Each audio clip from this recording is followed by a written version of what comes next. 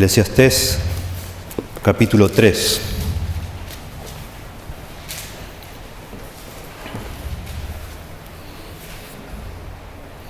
Hoy nos vamos a concentrar en los versículos 10 al 15, pero vamos a leer desde el principio del capítulo 3. Dice así la palabra de Dios. Hay un tiempo señalado para todo, y hay un tiempo para cada suceso bajo el cielo. Tiempo de nacer y tiempo de morir, tiempo de plantar y tiempo de arrancar lo plantado, tiempo de matar y tiempo de curar, tiempo de derribar y tiempo de edificar, tiempo de llorar y tiempo de reír, tiempo de lamentarse y tiempo de bailar, tiempo de lanzar piedras y tiempo de recoger piedras, tiempo de abrazar y tiempo de rechazar el abrazo, tiempo de buscar y tiempo de dar por perdido, tiempo de guardar y tiempo de desechar, tiempo de rasgar y tiempo de coser, tiempo de callar y tiempo de hablar, tiempo de amar y tiempo de odiar, tiempo de guerra y tiempo de paz. ¿Qué saca el trabajador de aquello en que se afana? He visto la tarea que Dios ha dado a los hijos de los hombres para que en ella se ocupen. Él ha hecho todo apropiado a su tiempo. También ha puesto la eternidad en sus corazones. Sin embargo, el hombre no descubre la obra que Dios ha hecho desde el principio y hasta el fin. Sé que no hay nada mejor para ellos que regocijarse y hacer el bien en su vida. Además, que todo hombre que coma y beba y vea lo bueno en todo su trabajo, eso es don de Dios. Sé que todo lo que Dios hace será perpetuo. No hay nada que añadirle y no hay nada que quitarle. Dios ha obrado así para que delante de Él teman los hombres. Lo que es ya ha sido y lo que será ya fue. Y Dios busca o hace lo que ha pasado.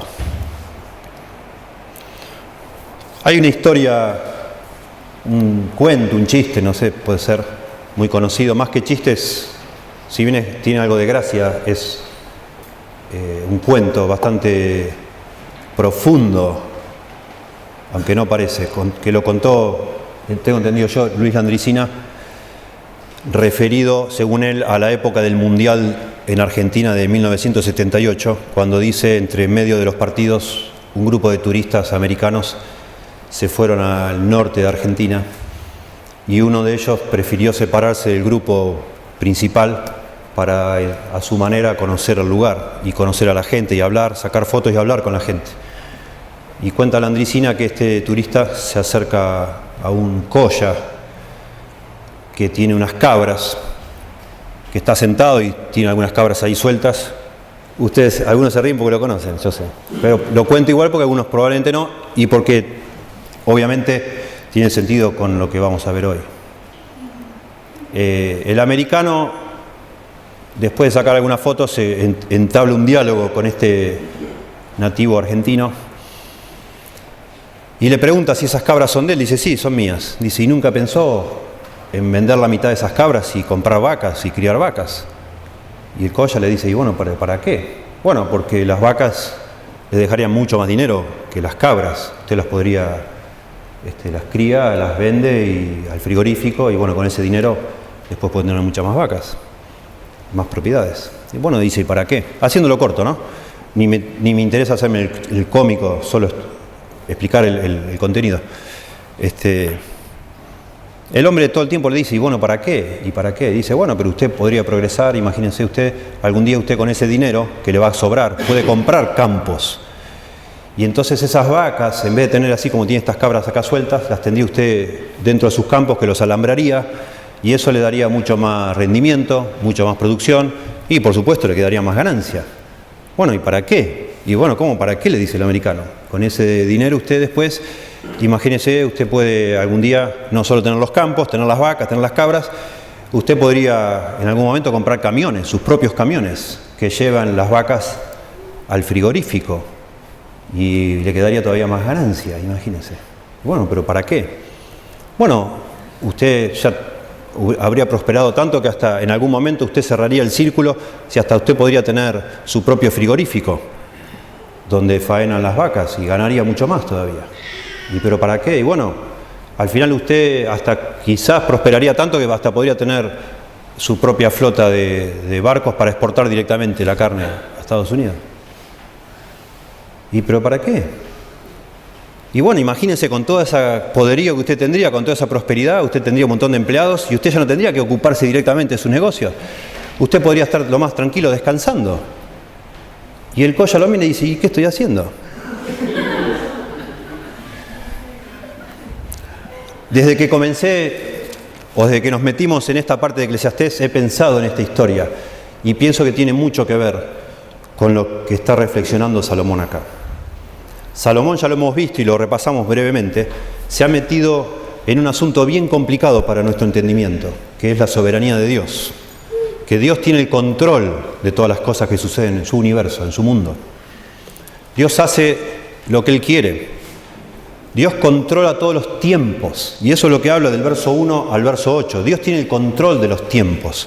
Cuando dice todo tiene su tiempo y todo lo que se quiere bajo del cielo tiene su hora, lo que está diciendo Salomón es que para cada cosa hay un tiempo apropiado o hay un tiempo establecido, es la idea. Todo tiene un tiempo establecido y es obvio que eso es establecido por Dios. Está Salomón reflexionando sobre la soberanía de Dios sobre la creación, sobre su mundo. Y eso se hace evidente, lo habíamos mencionado en la primera línea, cuando dice tiempo de nacer y tiempo de morir. No es algo que una persona elige eso. Después habla de las cosechas, ¿no?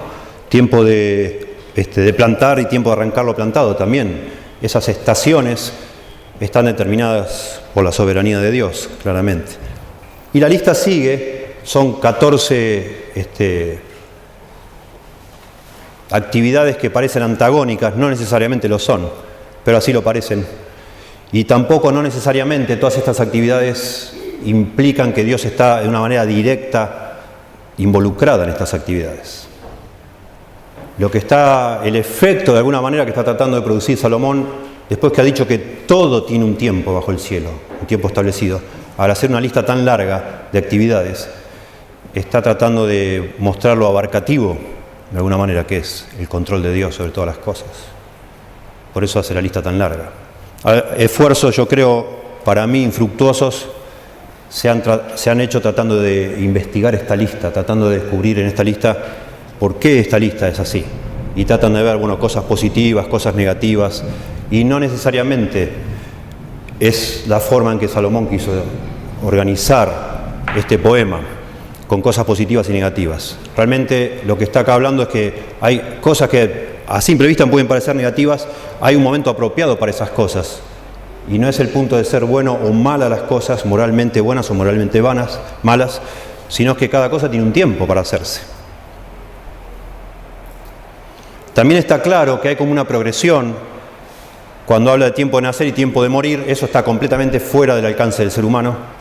Ni acá está, paréntesis pequeño, no está considerando la posibilidad de que alguien se suicide y entonces decida el tiempo en que se muere. No es el punto acá. Pero empieza desde algo que es absolutamente obvio y claro, que está bajo el control de Dios, hasta cosas muy simples como coser una ropa. Sí. Dios no tiene, en un sentido, Dios no tiene a tal punto capturada, por decir así, nuestra voluntad, que Él decide cuándo cosemos o cuándo no cosemos algo. Está claro que no. Está claro que nosotros cosemos. Yo decido si sigo caminando con la media agujereada o la coso. Y si se me antoja a mí, sigo con la media agujereada y no la coso nunca. ¿Verdad? Y no está esta lista diciendo para nada, en ningún momento, que Dios controla de una manera así tan minimalista o minuciosa cada cosa que nosotros hacemos. Pero a la larga, sí Dios tiene el control de todas las cosas. Y ya que mencioné el tema de coser, hay un tiempo donde es apropiado coser una media, por decir, ya que mencioné la media también, pero hay un tiempo que ya si me dejé estar, ya ni cosiéndola la arreglo, ya está, la tengo que tirar, ¿verdad? Hay un tiempo que quizás algo que está rajadito es tan pequeñito que ni vale la pena coserlo, ¿verdad? Y hay un tiempo que ya, si me dejé estar, ya no tiene caso de ni que lo cosa, ya está, es para tirarlo a la basura. Ese es el punto. Y eso va a reflexionar más adelante. Que cada cosa sobre este mundo de Dios tiene una ocasión, una oportunidad, el momento justo, ¿sí? El momento oportuno. Y detrás de esas oportunidades o circunstancias, Dios está gobernando. ¿Sí? Ese es el punto de toda esta lista. El asunto acá claro en todo este texto es que Dios es soberano. Solo para reforzar o establecer esto con claridad, les hago, juntos vamos viendo algunos versículos y vamos claramente, ya después de este poema del versículo 2 al 8, noten ustedes, dice que el verso 10, que Dios aflige a la humanidad con labor. Ustedes véanlo, síganme con los ojos ahí en la Biblia. Dice después el verso 11 que Dios lo hizo todo hermoso en su tiempo. Otra vez la palabra todo ahí. Todo, o apropiado o hermoso.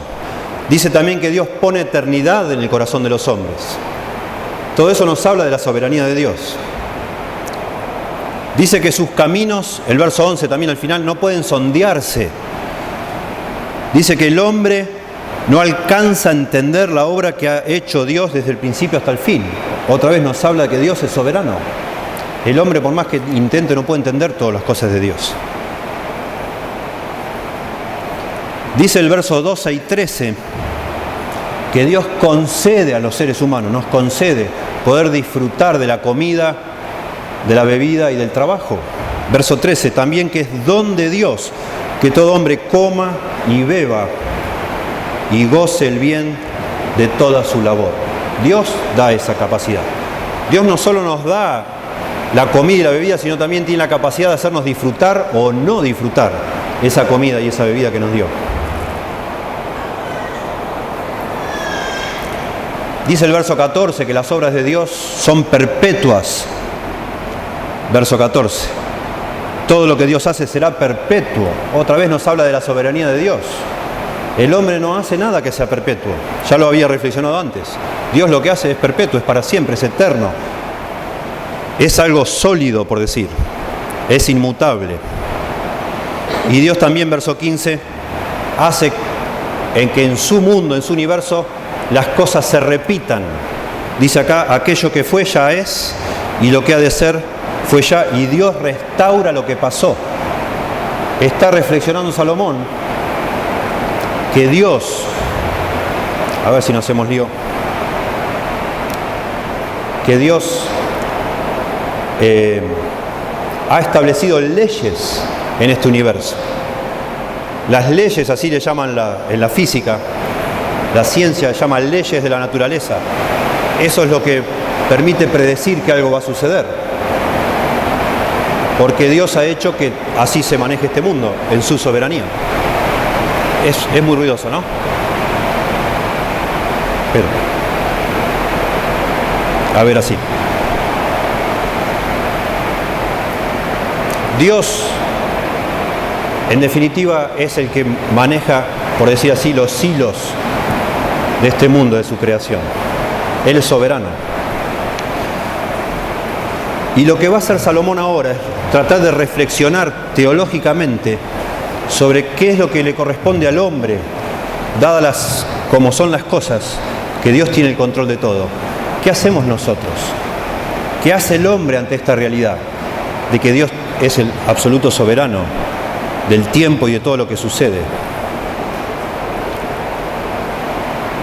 Bueno, en los versos que siguen, del versos, digamos, desde el 9 hasta el 15, vemos lo que debería ser la respuesta del hombre ante la soberanía de Dios en su creación, en su mundo. Si pudiéramos resumir el contenido de todos estos versículos, yo elijo el concepto de temor, que está aquí en el verso 14. Que Dios dice, lo hace así, al final del verso 14, para que delante de Él teman los hombres. Vamos a ver varios puntos prácticos, pero otra vez, si quisiéramos englobar lo que corresponde a nosotros responder a la soberanía de Dios, el concepto para mí más claro y contundente es el temor. nosotros deberíamos temer a Dios, siendo que el mundo es como es y que Dios controla todo como lo controla. En lugar de nosotros tratar de controlar las cosas, compitiendo contra Dios, nos corresponde a nosotros temer a Dios, asombrarnos ante Dios, responder con una actitud humilde, de reverencia. Eso es lo que significa temor. Temer a Dios significa respetarle, tener reverencia por Él, y significa ser humilde. Lo vamos a ver en un momento.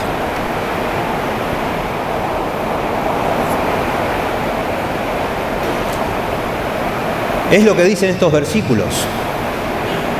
Está todo fuera de nuestro control. Versos 10 y 11. Yo he visto el trabajo que Dios ha dado a los hijos de los hombres para que se ocupen en él.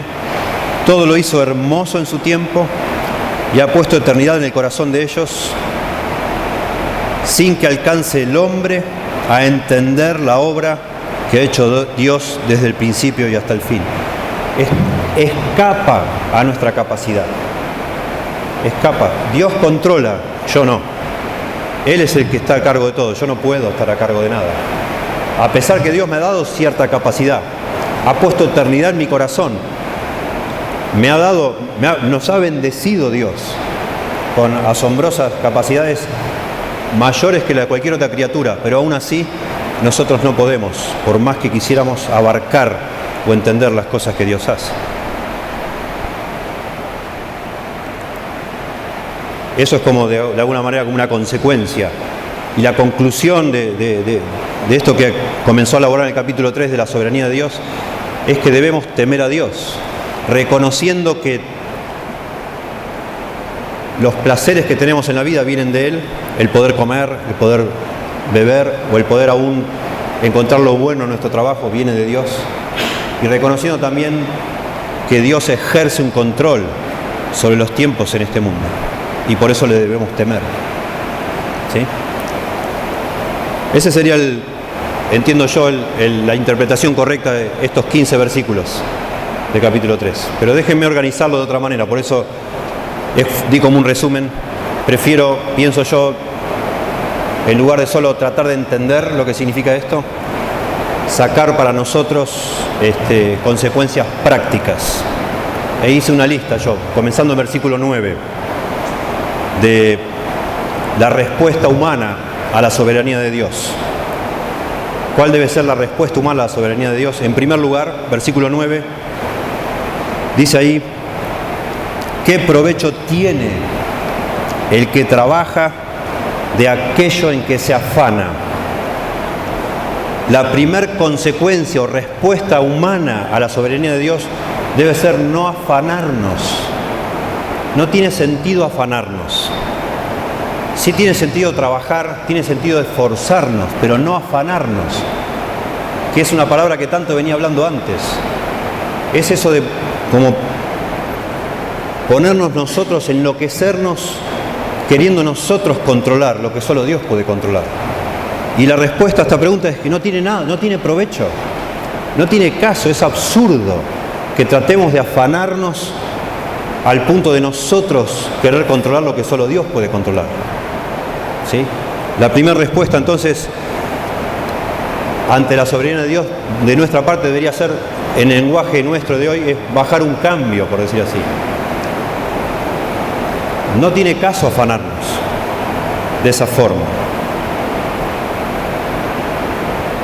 Ya lo había dicho anticipadamente en capítulo 1, versos 14 y 15. Dice: miré todas las obras que se hacen debajo del sol, y aquí todo ello es vanidad y aflicción de espíritu. Lo torcido no se puede enderezar, y lo incompleto no puede contarse. Había dicho capítulo 1, verso 15. Lo que está torcido no lo podemos enderezar. O sea, hay cosas que no se pueden cambiar. Y entonces, ¿para qué afanarnos? No tiene sentido, no tiene caso. Segunda respuesta a la soberanía de Dios. No solo no afanarnos, sino, verso 10, dice acá: yo he visto el trabajo que Dios ha dado a los hijos de los hombres para que se ocupen en Él. Por un lado no debemos afanarnos, verso 9. Sin embargo, sí debemos esforzarnos. Acá habla del trabajo que Dios ha dado a los hijos de los hombres. Está relacionado con la caída de Adán y Eva. Desde que cayó Adán y Eva, Dios ha establecido que nosotros los seres humanos nos ganáramos el pan con el sudor de nuestra frente. Que las cosas nos cuesten, que no sea tan fácil la vida en este mundo. Que para vivir hay que esforzarse. Y es interesante que Salomón, inmediatamente después que ha pensado que no tiene caso afanarse, vuelve a mencionar que sí, Dios nos ha colocado en este mundo para que nos esforcemos. Una cosa es esforzarse y otra cosa es afanarse, ¿verdad? Completamente distintas cosas. Y el hecho de que Dios sea soberano, que ha establecido tiempo para cada cosa, no quita que nosotros nos esforcemos. Por eso lo interesante de esta lista de versículos 2 al 8. Comienza con el día de nacimiento y de la muerte, pero después sigue con asuntos que sí nosotros tenemos que tomar decisiones, digamos así. Como hablaba yo de esto de coser o no coser algo. Yo decido, yo tengo que tener todos mis sentidos alertas, digamos así. Tengo que esforzarme, tengo que usar de mucho discernimiento y sabiduría para vivir en este mundo, y usted también debemos hacerlo. Sin pasarnos la raya de querer controlar lo que no podemos controlar. Pero dentro del control que Dios ha establecido, Dios ha dejado espacio suficiente para que nosotros hagamos todo lo posible, por decir así, dentro de lo que nos corresponde. Fíjense en el capítulo 8 de Eclesiastés, verso 5.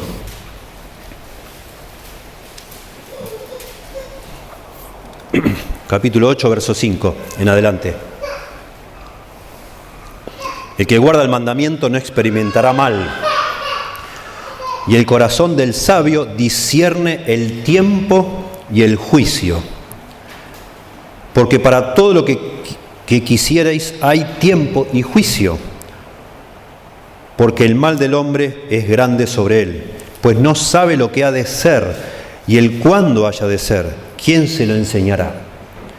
Interesante que Salomón, vamos a notar a medida que avancemos en Eclesiastés, vuelve sobre los mismos asuntos una y otra vez con distintas palabras y en distintos contextos, pero Salomón se da cuenta que para vivir en este mundo es necesario discernir los tiempos y los juicios, dice acá, que nosotros debemos aprender a saber cuándo hacer una cosa y cuándo no hacerla. Y eso está implicado en esta lista, que hay un tiempo para cada cosa. Y nos toca a nosotros no afanarnos, porque no nos corresponde establecer esos tiempos, pero sí discernir cuál es el tiempo apropiado para cada cosa. Y esforzarme en discernir, y cuando veo que es el tiempo, hacer, antes que se me pase ese tiempo, lo que debo hacer. Eso es claro también con el tiempo de la siembra y la cosecha. Una persona que vive de la agricultura no puede cosechar ni sembrar en cualquier momento del año, pero cuando llega el momento se tiene que poner las pilas y hacerlo, antes que sea demasiado tarde. Y en algunas siembras, según el producto que sea, la ventanita no es tan grande como para dejarse estar, ¿verdad? Y eso es otra vez implicado no solo en la lista, sino en el verso 10, que nosotros debemos esforzarnos. Y el libro de Eclesiastés y Proverbios, que también fue escrito por Salomón, enfatiza una y otra vez sobre eso. Noten, por favor, ahí mismo en Eclesiastés, capítulo 11, versículo 4, pensando otra vez en la agricultura. Dice: el que al viento observa no sembrará, y el que mira las nubes no segará. Como tú no sabes cuál es el camino del viento, o cómo crecen los huesos en el vientre de la mujer encinta, así ignoras la obra de Dios, el cual hace todas las cosas. Por la mañana siembra tu semilla, y a la tarde no dejes reposar tu mano, porque no sabes cuál es lo mejor, si esto o aquello, o si lo uno o lo otro es igualmente bueno. ¿Notan que está hablando de lo mismo? Está diciendo: esforzate, pero no trates de filosofar demasiado, porque no entendemos todas las cosas. No te pongas a analizar el viento y esto y lo otro, porque al final no vas a sembrar nada. Te quedás mirando las nubes, mirando el viento, tratando de ser vos, Dios, de jugar a Dios. y no resolvés la vida. Ponete a sembrar, hacé lo que tenés que hacer y no trates de entender tanto, porque hay cosas que no las podemos entender nosotros. Y no lo sabemos bien. Y es lo que está diciendo también claramente aquí en capítulo 3, que nosotros, ante las cosas como Dios las estableció, podemos discernir circunstancias y actuar de acuerdo a ellas, pero no entendemos todas las cosas. Salomón escribe en Proverbios, quizás un versículo que resume de una manera preciosa lo que es la soberanía de Dios y la responsabilidad humana, todas digamos, actuando en manera armoniosa. Proverbios 21:31 dice: el caballo se alista para el día de la batalla, mas Jehová es el que da la victoria. Proverbios 21:31. El caballo se alista para el día de la batalla, mas Jehová es el que da la victoria. ¿Sí? Interesante este equilibrio, porque otra vez la reflexión de Salomón viene, capítulo 3, a continuación del final del 2, cuando se había enfatizado tanto lo vano que es afanarse y afanarse y afanarse y querer controlarlas todo de una manera absurda, como lo quiso hacer Salomón. No tiene caso, pero sí tiene caso esforzarnos de manera sabia, usando el discernimiento que Dios nos ha dado, para entender cómo Dios maneja este mundo, cómo Dios maneja los tiempos, y en base a eso manejarnos. ¿Sí? O sea, otra vez, y esto es un tema de reflexión teológica muy profunda, la soberanía de Dios nunca está peleada con la responsabilidad nuestra, de los hombres. Nunca. Lamentablemente hay gente que, otra vez, ha querido filosofar demasiado y al final no resuelve la vida. Y quizá no filosofan tanto con el tema de la siembra y la cosecha, pero sí, si Dios es soberano, Él va a salvar a los que Él quiera. ¿Para qué vamos a evangelizar? Y empieza uno a elaborar y a delirar realmente, porque no entiende las cosas. No entendemos, como acabamos de leer en el capítulo 11. Y bueno, andá y evangelizar, porque Dios dice que evangelices. No, porque si Dios es soberano, Él ya sabe lo que yo necesito. ¿Para qué orar? Yo no oro a Dios. No pido cosas, yo solo lo alabo, lo adoro, pero nunca le pido nada porque Él ya sabe lo que necesito. Bueno, pero Dios dice que le pidas acá en la Biblia. Entonces no filosofemos tanto.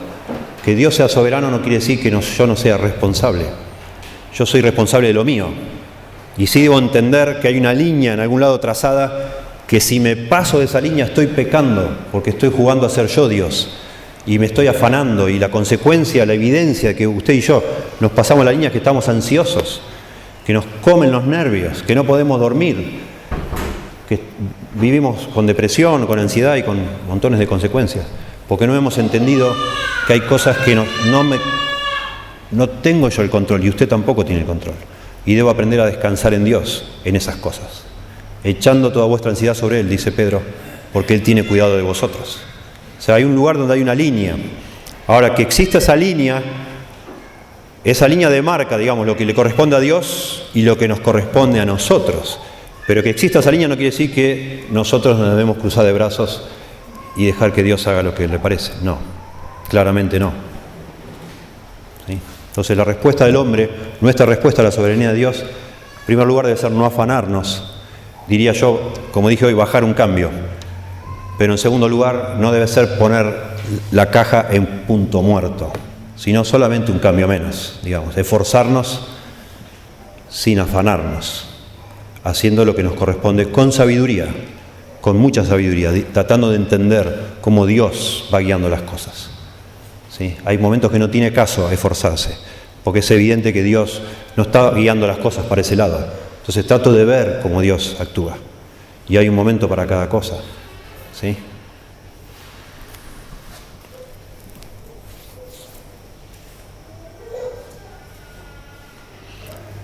En otras palabras, la lista esta del 2 al 8, tiempo de esto, tiempo del otro, nos habla de que hay diferentes decisiones que tomar bajo el paraguas, por decir así, de la soberanía de Dios. Hay momentos que ciertas decisiones son apropiadas y hay momentos o tiempos que ciertas decisiones no son apropiadas, y debo yo discernir esos momentos. ¿Sí? En tercer lugar, la tercera respuesta, una cosa lleva a la otra. Ya cuando, no sé si usted está reflexionando en lo mismo que yo, pero ya cuando me dicen a mí, yo tengo que discernir esos momentos, tengo que saber cuándo es mejor una cosa, cuándo es mejor otra, y ya yo me doy cuenta lo torpe que soy, y que a veces yo ni me doy cuenta de cómo hacer una cosa y otra, que es tan difícil. A veces uno de pronto, si usted es un agricultor, de pronto ya sabe, porque tiene mucha experiencia, cuándo sembrar y cuándo no sembrar, pero ¿cómo sabe uno cuándo, no sé, cuándo enojarse y cuándo no enojarse, como dice acá? ¿Cómo sabe uno cuándo poner un límite y cuándo aflojar? Cuándo ser, contemplativo y cuándo ser severo. Es difícil, a veces no sabemos, ¿verdad? No es que somos tan inteligentes y tan sabios. Y eso es lo que nos lleva el siguiente versículo, el verso 11. Dice, todo lo hizo hermoso en su tiempo. Esta primera línea, versículo 11, es casi como una frase equivalente al 3.1, cuando dice, todo tiene su tiempo bajo el cielo. Todo lo hizo hermoso o apropiado en su tiempo, Dios. Dice, y ha puesto eternidad en el corazón de ellos. Ellos somos nosotros, los hombres, del verso anterior. Sin que alcance el hombre a entender la obra que ha hecho Dios desde el principio hasta el fin.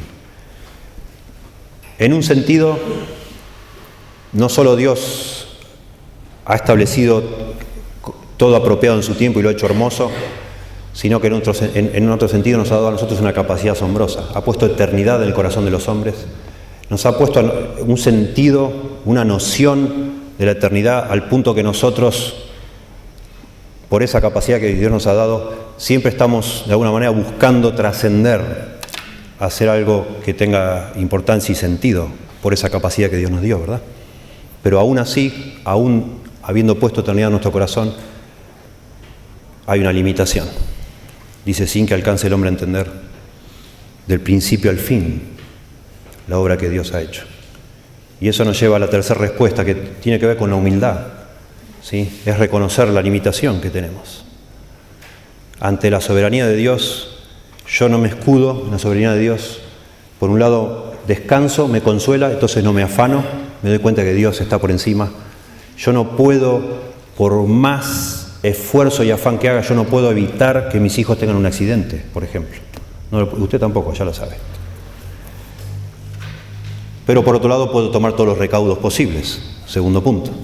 Pero también, sea en ese caso o en otro, me tiene que llevar la humildad de darme cuenta que por más sabio, inteligente, por más curso que yo haya hecho de seguridad, en algún punto yo estoy limitado. Y eso me debe llevar a ser humilde y a reconocer que tengo un límite.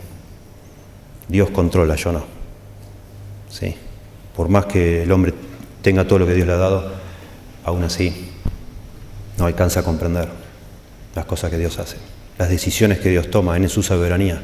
¿Por qué permite ciertas cosas en un momento y otros momentos no? ¿Y por qué en algún caso un accidente no es fatal y en otro caso sí lo es fatal?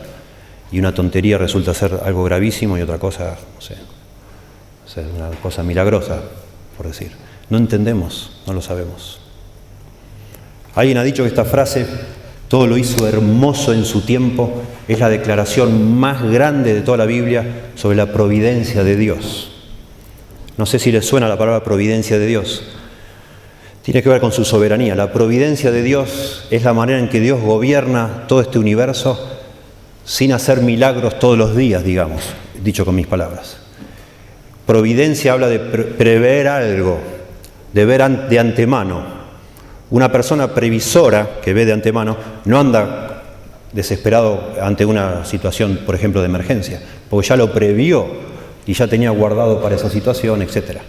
Cuando hablamos de la providencia de Dios, hablamos de la forma en que Dios gobierna este mundo, sin que a ningún pajarito le falte el gusanito para cada día, sin que no andan por ahí los animales muriéndose de hambre porque Dios los descuidó. Llueve donde tiene que llover, etc. Dios va controlando todo este universo de una manera compleja, asombrosa. Eso se llama la providencia de Dios, como Dios hace las cosas. Y alguien ha dicho correctamente que de toda la Biblia, en toda la Biblia habla de la providencia de Dios, la declaración más grande, más clara, más asombrosa de la providencia de Dios es esta: todo lo hizo hermoso en su tiempo, o todo lo hizo apropiado, se puede traducir, en su tiempo, la providencia de Dios. Y ha puesto eternidad en el corazón de ellos, de los hombres. Esta es la idea de que nos ha puesto la noción de que existe la eternidad. Todos los seres humanos nacemos con la idea de que esto no es todo, tiene que haber algo más. Y eso, según el apóstol Pablo, nos condena a los seres humanos. Y les voy a pedir que pongan su mano ahí en Eclesiastés y por un momento vayan a Romanos, capítulo 1.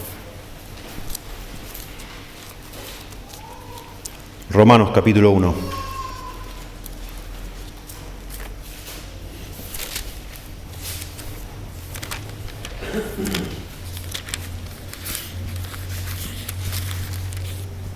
Versículo 18 al 20. Romanos 1, 18 al 20. Dice: porque la ira de Dios se revela desde el cielo contra toda impiedad e injusticia de los hombres que detienen con injusticia la verdad. Porque lo que de Dios se conoce les es manifiesto, pues Dios se lo manifestó. Porque las cosas invisibles de Él, su eterno poder y deidad, se hacen claramente visibles desde la creación del mundo, siendo entendidas por medio de las cosas hechas, de modo que no tienen excusa. Algún día explicaremos este texto bien profundamente, pero lo que está diciendo acá Pablo es que ningún ser humano tiene excusa delante de Dios, porque el eterno poder y deidad de Dios se hacen claramente visibles a cada ser humano. Cada ser humano, por como Dios nos hizo, entiende que hay un ser eterno, una deidad eterna que es poderosa, y eso se hace visible en la creación y en esa capacidad que nos ha puesto Dios en el corazón, que esa eternidad que ha puesto Dios en el corazón del hombre. De modo que no tienen excusa, dice. Dios nos ha manifestado su existencia. Los seres humanos sospechamos que existe algo eterno.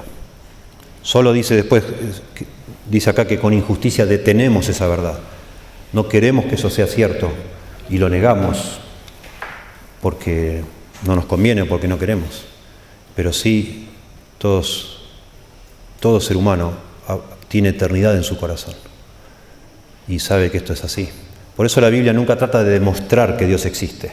La Biblia empieza y dice: en el principio era Dios, y larga nomás, asumiendo que Dios siempre existió y no tratando de demostrarlo. Nunca la Biblia trata de demostrar que Dios existe. Y nosotros no deberíamos tratar de demostrar que Dios existe a nadie, porque el ser humano ya sabe que Dios existe. Al contrario, si uno quisiera hablar con alguien que dice que es ateo, debería uno, creo yo, con sabiduría, entendiendo Romanos capítulo 1, mostrarle la necedad de su decisión de negar lo que es evidente, en lugar de usted tratar de demostrar que Dios existe. No trate de demostrar lo que es, porque la persona ya sabe en su corazón, él sabe que Dios existe. Está tratando de negar lo que es obvio, y usted no debería, ni yo deberíamos gastar tiempo en demostrar eso. Ya Dios se los demostró, dice acá. Eso es otro tema, pero interesante. Cuando aquí en Eclesiastés Salomón dice que Dios ha puesto eternidad en el corazón de los hombres. ¿Sí? Y eso hace que los hombres busquen algo más en esta vida, busquen algo que le dé sentido, que tenga de alguna manera un significado que trascienda sus propias vidas. Y todo eso es lo que ha mostrado Salomón, que se embarcó en un momento de su vida ignorándolo a Dios. Trató de salir a buscar significado, un significado eterno, algo que lo trascienda, algo que sea realmente valioso, y no encontró nada aparte de Dios. Y por eso, en un sentido, esa bendición que es tener eternidad en el corazón se nos transforma en un castigo cuando nos alejamos de Dios, porque estamos buscando algo que nos satisfaga y nada nos satisface, porque Dios ha puesto en el corazón, de alguna forma, esa eternidad solo puede ser llenada cuando nos encontramos con Dios. Digamos, ese anhelo por lo eterno solo se encuentra en la eternidad de Dios. ¿Sí? Por eso, como siempre me gusta decir de San Agustín, cuando él decía: tú nos hiciste para ti y nuestras almas no hallan descanso hasta que se hallan en ti. Así es. Nos falta algo hasta que no encontramos a Dios. Pero aún teniendo ese anhelo por lo eterno, Y aún habiendo encontrado a Dios, aún así no llegamos nunca a comprender por qué Dios hace lo que hace y cómo lo hace. No lo entendemos. Y eso debería, volviendo al tema de este sermón, nos debería producir humildad. Tenemos que reconocer que nosotros somos criaturas y Él es el Creador. ¿Sí? Nuestro lugar, digamos, frente al Creador. Los caminos de Dios son más altos que los nuestros. Y yo no los puedo entender. Alguien ha dicho esa ventana que Dios ha puesto, que es la eternidad en nuestro corazón, es lo suficientemente clara como para ver que del otro lado hay algo más, pero es demasiado angostita para ver en toda su amplitud. Y eso es lo que está diciendo acá Salomón, que no alcanza el hombre a entender del principio al fin lo que Dios ha hecho. Y no entendemos. Y cuando pasa un desastre natural, cuando pasa una desgracia, aún siendo nosotros creyentes en Dios, no lo entendemos a veces, no lo podemos comprender. Y queremos explicar y no sabemos por qué Dios lo hace así. Porque no es algo matemático. Y cuando los amigos de Job creyeron a entender por qué Dios hacía lo que hacía, Dios los reprendió, diciendo: ustedes están hablando cualquier cosa, ustedes no saben ni lo que están diciendo. Cuando le decían a Job: no, a vos, Job, te pasa esto porque vos seguramente hiciste esto, hiciste lo otro, seguro que en tu vida hay pecado oculto y por eso Dios te está castigando. Nada que ver, nada que ver. Y a veces, lamentablemente, nosotros pensamos que porque tenemos la Biblia y tenemos años de leerla y tenemos al Señor y conocemos a Dios, podemos explicar todas las cosas. No, la verdad es que no. Y debemos ser humildes frente al mundo como Dios lo hizo, ¿no? Y aún a nosotros nos pasan cosas, porque no es que estamos inmunes. Y la verdad, muchas cosas que nos pasan no las podemos entender, ¿verdad? Y eso es bueno que así sea, y eso nos va a llevar ahora. Y eso Dios lo hace para que le temamos.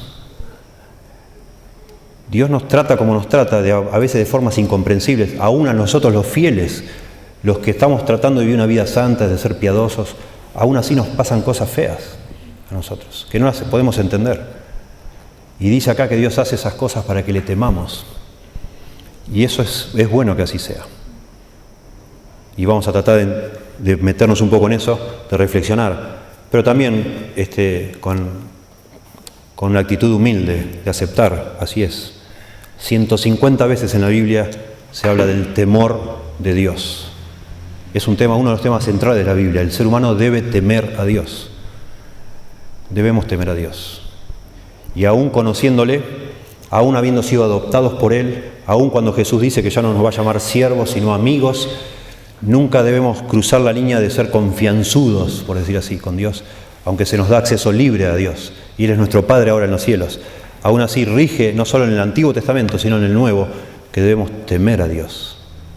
Y eso es una actitud correcta, un sentimiento y una actitud correcta en nuestra posición delante de Dios. ¿Sí? Y la soberanía de Dios, me estoy adelantando, pero es el punto principal, yo creo, de todo este relato acá, de toda esta porción, es que la soberanía de Dios nos debe llevar a temerle a Dios. Porque en definitiva, que Dios sea soberano significa que Él hace lo que quiere, y yo no lo puedo encasillar, ni usted, ni nadie que dice conocer a Dios, lo puede encasillar de tal manera que sea previsible, decir, bueno, yo sé lo que va a hacer Dios, yo sé lo que a vos te va a pasar, Dios te va a bendecir, si vos haces esto, Dios te va a bendecir. Y a vos, no, yo no sé lo que va a hacer Dios, ni usted puede saberlo, no lo sabemos.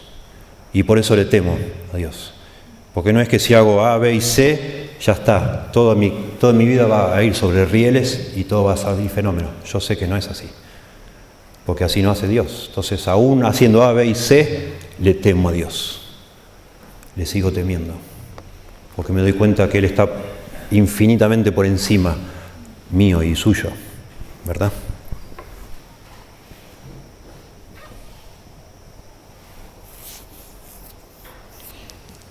Fíjese el capítulo 8 de Eclesiastés, porque le quiero relacionar con lo que después va a decir, para que usted vea cómo él vuelve y vuelve a las mismas cosas. Capítulo 8, versos 16 y 17.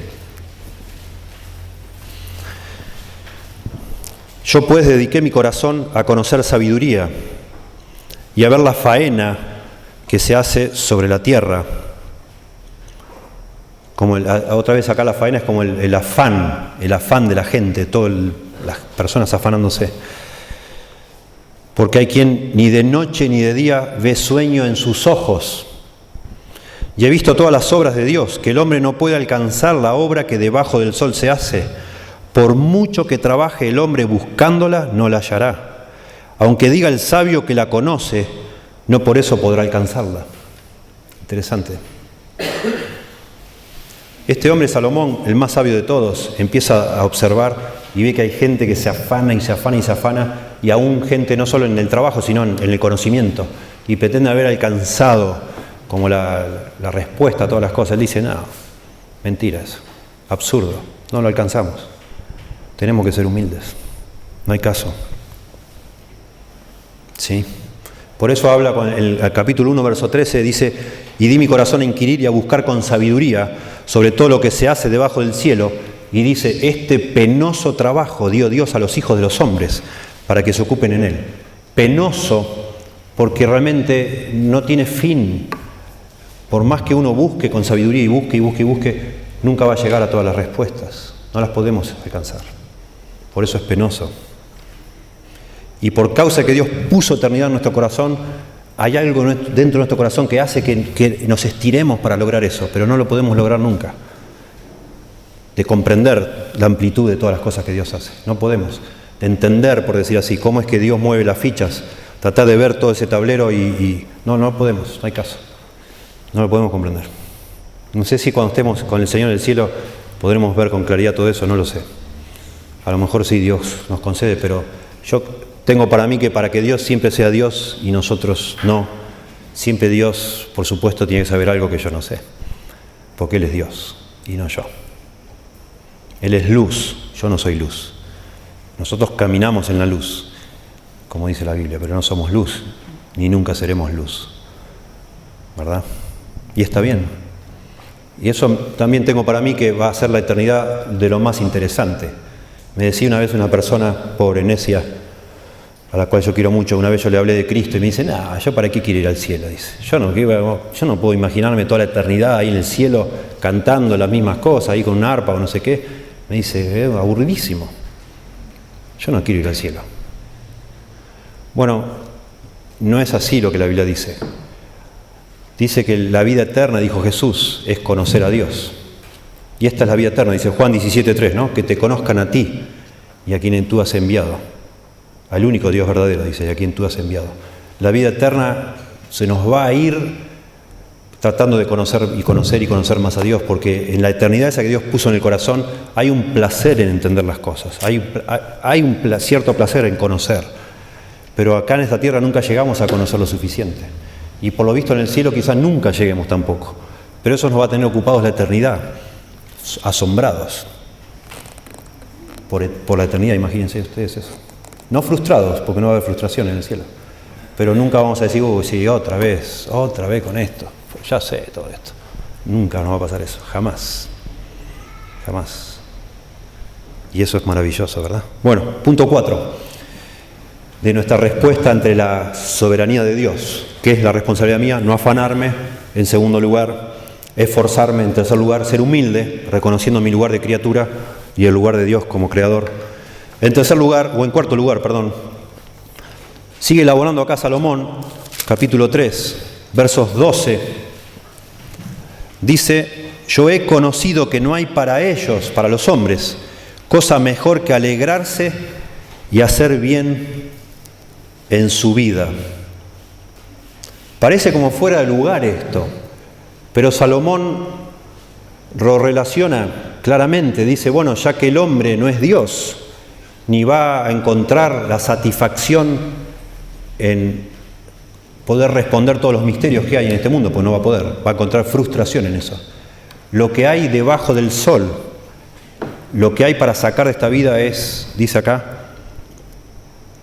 lo mejor que hay es alegrarse y hacer bien en la vida. Buscar de las cosas simples, puse yo acá en mis notas, tratar de disfrutar las cosas simples de esta vida y hacer el bien, interesante, y hacer el bien, hay un placer en hacer el bien. Hay un gozo en eso, dice acá que es lo mejor, disfrutar de ciertas cosas. En el verso siguiente va a decir cuáles son esas cosas. Y hacer el bien, asombroso. Y acá está lo del el cuento este que mencioné al principio, de la Andricina. Cuando este hombre dice, ¿y para qué? ¿Y para qué? ¿Y para qué? Lamentablemente el ser humano en esa actitud, no sé si es una mezcla de avaricia, de soberbia o qué, pero siempre no está conforme nunca con lo que le tocó y quiere más y más y más y más y más. Y al final se le va la vida buscando, no sabemos bien para qué, ser el dueño de todo, digamos, pero no puede disfrutar nada. ¿Verdad? Y lo que está diciendo Salomón, porque él fue esa persona que trató de tenerlo todo, de conseguir todo y explorar y, no sé, ser el que tuvo todas las cosas y se dio cuenta que en eso no encontró nada. Y al final su conclusión es, la verdad, la satisfacción, el placer de lo que hay para disfrutar en esta vida se encuentra en las cosas más simples, en la comida, en la bebida. Verso siguiente dice eso, y en decir o en encontrar las cosas buenas en el trabajo que nos ha tocado. Otra vez, cosas que Dios determina. Podés cambiar de trabajo, podés obviamente tomar decisiones en cuanto a eso, pero en un punto cada uno de nosotros nos tocó vivir donde nos tocó vivir, en el tiempo, en las circunstancias, etcétera. Y yo, por más que lo intente, quizá nunca voy a ser un empresario ni voy a amasar fortunas. Y no tiene caso que trate de llegar a hacerlo. La verdad es que cuando uno empieza a investigar en la vida, la gente que llegó a eso es porque Dios le concedió eso, ¿verdad? Y los que aceptan eso como un don de Dios pueden disfrutarlo. Y muchos de ellos son filántropos que dan dinero y ayudan a otros, pero hay otros que están como enloquecidos queriendo torcer o enderezar lo que está torcido, queriendo ser lo que nunca jamás Dios ha determinado que sean. Y se les va la vida tratando de tener esa empresa naviera, por decir, ¿no? Y esos camiones y las vacas y los campos, y se le va la vida y nunca lo va a tener, porque Dios no ha determinado para esa persona que así pueda ser, ¿no? Asombroso, para mí interesante. Esto no es para nada, nunca esto está peleado con el esfuerzo nuestro, con tratar de hacer lo que nos corresponda, pero tenemos que todos reconocer que por más esfuerzo que hagamos a veces es en vano. Y que Dios nos dé la sabiduría a cada uno, ¿no? De saber lo que es el lugar que nos toca en este mundo, en la sociedad, y tratar de, sin sacrificar el contentamiento, sin sacrificar las cosas que tienen valor en esta vida, esforzarnos, pero hasta ahí, digamos. ¿Sí? Ya nomás el límite para nosotros los cristianos está puesto por el pecado. Cualquier cosa que yo haga que es pecado, es obvio que Dios no la va a bendecir. Y está bien, yo me esfuerzo, pero tengo el límite de que algo que vaya contra lo que Dios dice no lo puedo hacer. Y haciendo, ya con ese límite, muchos de nosotros, por más que dediquemos toda la vida a amasar una fortuna, quizás ni lo logremos, sin pecar. No lo logremos. Y otra persona levantan 2 teléfonos y ya hacen una fortuna, y sin pecar, ¿verdad? Así es. En quinto lugar, verso 13, y está relacionado. También dice, y también, porque está hablando el verso 12, dice, yo he conocido que no hay para ellos cosa mejor que alegrarse y hacerle bien en su vida, y también he conocido, sería, que es don de Dios que todo hombre coma y beba y goce el bien de toda su labor. Otra vez acá viene el temor de Dios. O sea, otra vez, lo que hay para sacar de esta vida es cosas simples, pero esas cosas simples provienen de Dios también. Todo don perfecto, toda buena dádiva, vienen del Padre de las luces, del Señor vienen. Y otra vez nos debe llevar con humildad a reconocer, bueno, gracias Señor, porque puedo disfrutar de esto que tengo acá delante, o puedo tener este otro privilegio, o lo que sea. Algunos tenemos más, otros tenemos menos. Bueno, gracias a Dios porque puedo tener 2 casas, o gracias a Dios porque puedo tener 5 autos, no sé, lo que le haya tocado a usted. Pero tiene que reconocer uno, sea que no tiene auto, que tiene una bicicleta, o que tiene 5 autos, que tanto la bicicleta como los 5 autos se las ha dado Dios.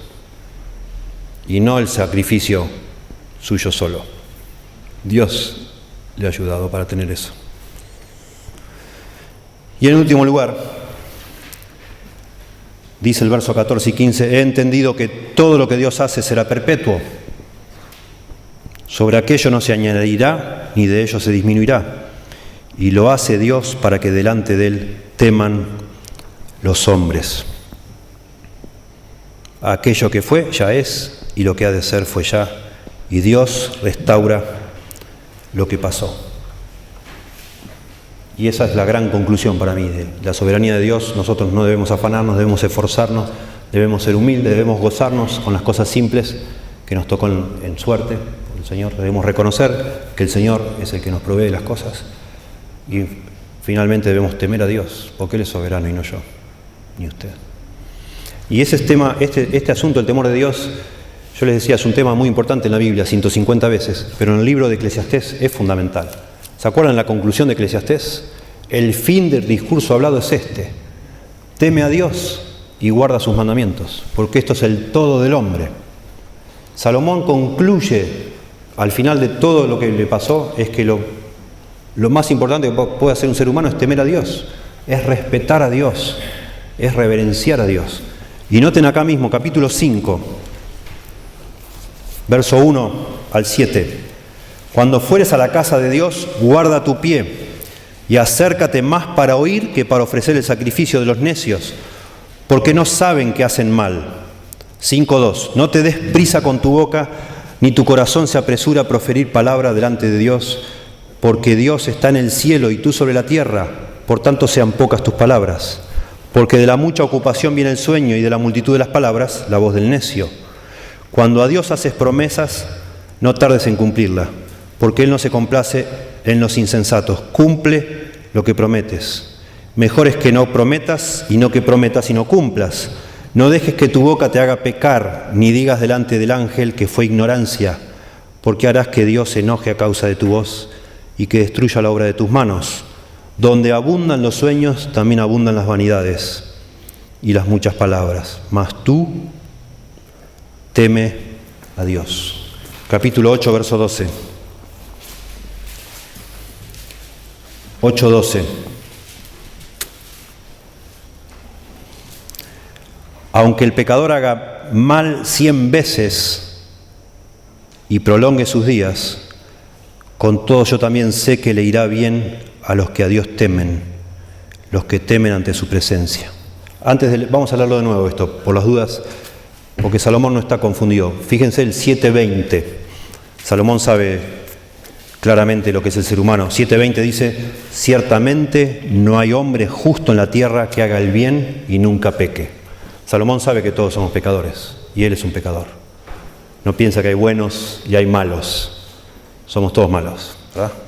Ahora, en ese contexto, volvemos acá, 8:12 dice: aunque el pecador haga mal 100 veces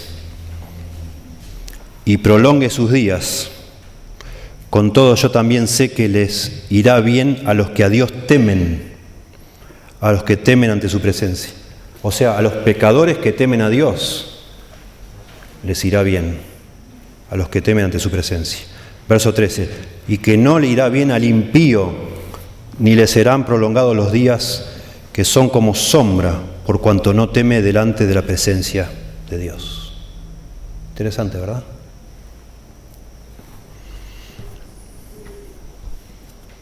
No nos da el tiempo para desarrollar esto como merece, pero el temor de Dios implica miedo, pero no es solo miedo, o no debería quedarse en eso. Implica una reverencia, respeto, asombro, adoración a Dios. Implica darnos cuenta la distancia que hay entre Dios y nosotros. En ese sentido, miedo que significa reverencia y respeto. Implica darnos cuenta que Dios no está a la altura mía, o yo no estoy a la altura de Dios. Tiene mucho que ver con humildad. Es interesante que aún este Salomón que escribió Eclesiastés escribió también Proverbios, y el versículo clave de Proverbios es el capítulo 1, verso 7. El principio de la sabiduría es el temor de Jehová, el temor del Señor. Y ahí habla del principio en el sentido que es el fundamento del cual todo lo demás se edifica. Es en el temor de Dios. Una persona que no teme a Dios nunca puede ser sabia, porque es justamente lo más necio que hay, no darse cuenta de quién es Dios y no actuar como corresponde frente a Dios. Y corresponde actuar frente a Dios con reverencia, con respeto, con ubicación.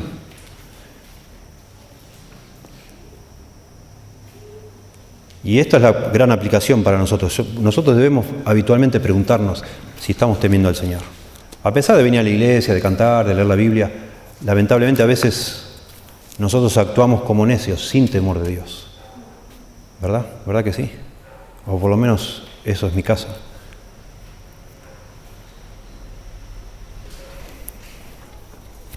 Fíjense en Proverbios, y vamos a terminar con esto, ya que lo menciono. Mencionamos el capítulo clave de Proverbios 1:7. Me asombra mucho esto del temor de Dios, con los conceptos bíblicos sobre el temor de Dios. Me asombra que el temor de Dios, según la Biblia, es algo que es una respuesta que debe surgir de nuestro corazón ante el darnos cuenta quién es Dios. Sucede en la Biblia y ha sucedido a muchos ejemplos de personas que ante el darse cuenta de la majestad de Dios, temen a Dios. Y antes eran como ignorantes, digamos, como una cosa como una locura temporal, digamos, y de golpe se dan cuenta y les da temor de estar delante de Dios. Pero también no es algo solo el temor de Dios, no es algo que nos sucede por darnos cuenta, sino que la Biblia dice que es algo que se puede enseñar y aprender. Yo puedo enseñar el temor de Dios y por tanto puedo aprender el temor de Dios. Y es asombroso, capítulo 2 de Proverbios, dice: Hijo mío, si recibieres mis palabras y mis mandamientos guardares dentro de ti, haciendo estar atento tu oído a la sabiduría, si inclinares tu corazón a la prudencia, si clamares a la inteligencia y a la prudencia dieres tu voz, si como a la plata la buscares y la escudriñares como a tesoros, entonces entenderás el temor de Jehová y hallarás el conocimiento de Dios. Interesante. Podemos aprender a temer a Dios. De hecho, muchas de las cosas que Dios hace, según acabamos de leer en Eclesiastés, las hace para que le temamos, porque somos bien inconscientes nosotros. Y Dios lo sabe.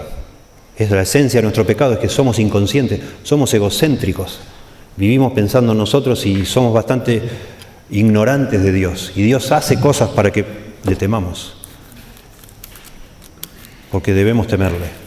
Porque eso es el principio de la sabiduría. De eso depende que nosotros sepamos vivir como corresponde en este mundo. Porque este es el mundo de Dios. ¿Cómo voy a vivir sin considerar a Dios? 2 versículos más, solo para agregar un aspecto fascinante de este asunto del temor de Dios. 15:33. 15:33 de Proverbios.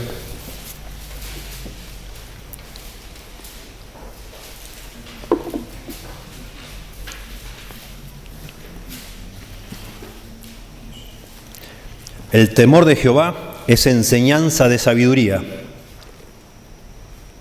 y a la honra precede la humildad. Esto es poesía hebrea, que significa, la poesía hebrea muchas veces, la mayoría de las veces, lo que hace la segunda línea es completar a la primera, diciendo lo mismo. Acá hay una relación, según este verso, entre el temor de Dios y la humildad. Temer a Dios es ser humilde, claramente. Y está más claro en el 22:4. Y ahí terminamos, 22:4. Proverbios 22:4. Riquezas, honra y vida son la remuneración de la humildad y del temor de Jehová. Hermoso. Lo mismo que acaba de decir en Eclesiastés, capítulo 8, versos 12 y 13. Riquezas, honra y vida son la remuneración de la humildad y el temor de Jehová.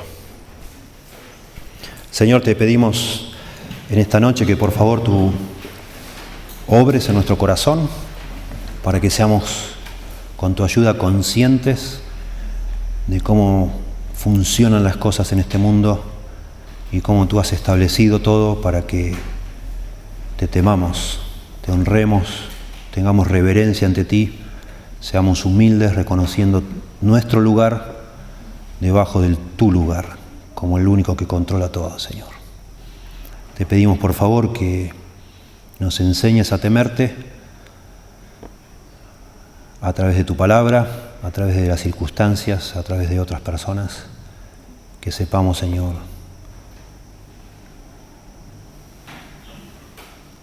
discernir los tiempos, pero siempre con una actitud de humildad, Señor. entendiendo quién eres tú, cómo tú controlas todo y cómo tú eres el proveedor de todas las cosas que tenemos. Que por favor bendigas a cada uno de los que estamos aquí con fe, genuina fe en ti. No esa fe que falsa que pretende controlarte a ti, Señor, sino todo lo contrario. La que se arrodilla ante ti reconociendo tu lugar y reconociendo también el lugar que le corresponde a la criatura que es postrado ante ti, Señor. Ayúdanos, por favor, y también especialmente ahora al recordar la cruz, que también lo hagamos con temor, con la reverencia y el asombro que también produce tu amor, tu gracia, de todo lo que has hecho tú por nosotros, Señor. En el nombre de Jesús. Amén.